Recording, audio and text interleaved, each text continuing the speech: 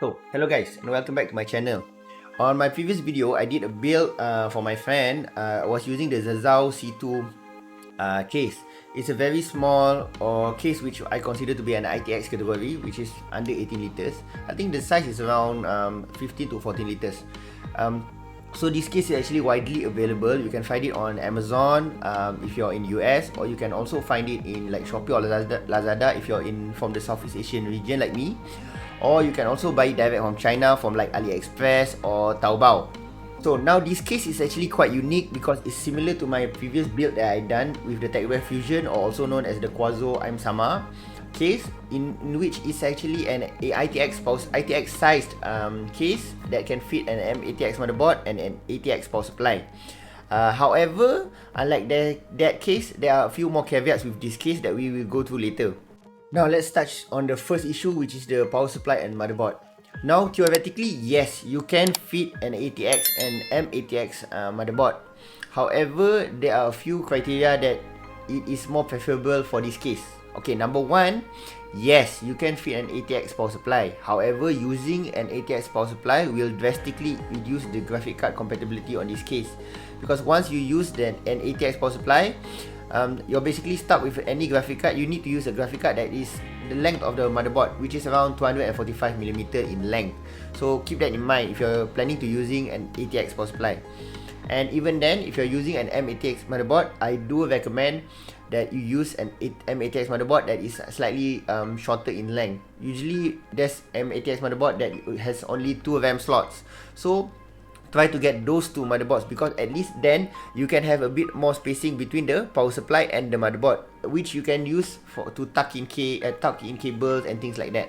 So space is actually quite a premium. So my advice is don't use an M-ATX motherboard with a 4 RAM slots, and try to use a smaller ATX PSU, or even better, try to get an SFX power supply like what I did in my build.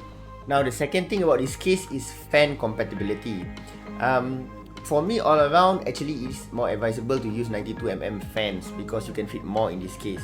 So actually you can fit 2 92mm fans on the top, 1 92mm fans at the back, and 2 92mm fans at the bottom. You can also fit 2 120mm fans in the bottom. However, you cannot put any accessories like I did, where I put a hard drive. If you put a hard drive, then you're only limited to 1 120mm fan. You can also fit a 120mm fan at the top.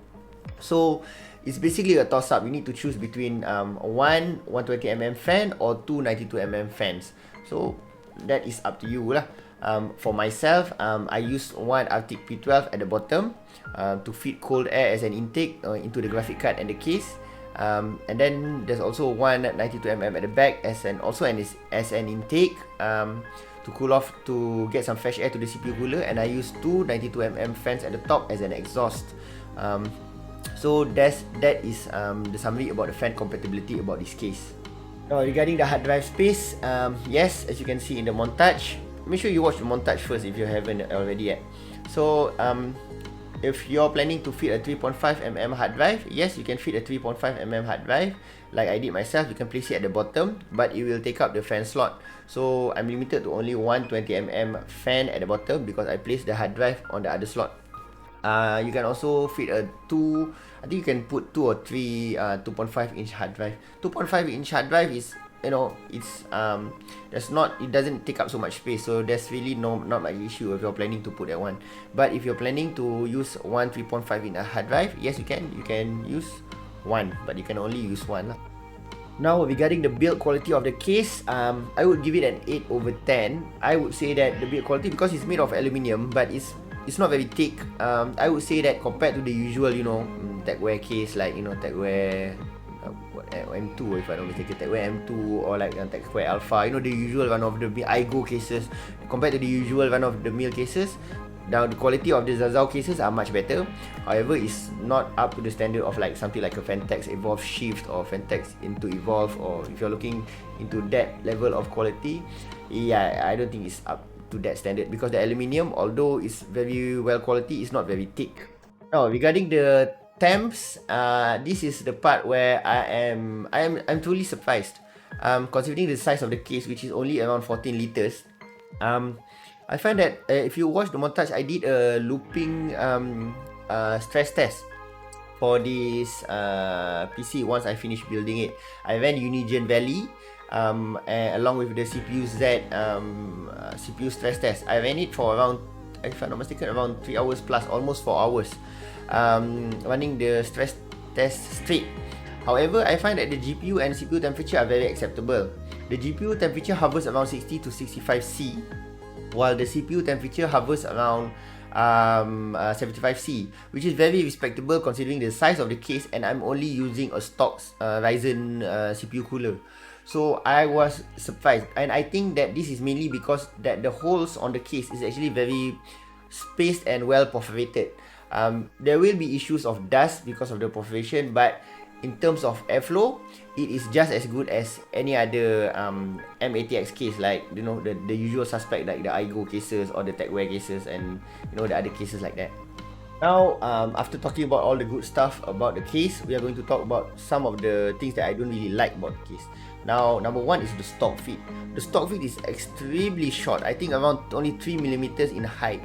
So you barely have any clearance between the bottom of the case and the surface below it, like be it a table or anything. So my advice is there's three options actually that I conclude for this case. Number one, you can replace the stock feed. Get something from like AliExpress or Lazada and DIY. Maybe using hot glue, or you can drill a screw to the custom feed to get slight elevation at the bottom of the case. So that is option number one. Number two, you can also consider to place something like a cardboard, or a small strips of cardboard like IKEA cardboard. You can just place it under the case and under the feed, so that the bottom has a bit more gap, so that airflow can come in from the bottom. And number third, which is my favorite, is actually you can just mount the case vertically, which is I think a pretty nifty solution, considering that number one, it's free, you don't have to do anything, and then just a bit of cable management. And number two, I think the case actually looks quite nice in vertical orientation, and it also takes less footprint on your desk. Now, conclusion time. What do I think about this case? It really depends on what do you value more? Do you value more compatibility, or do you value more of the size of the case?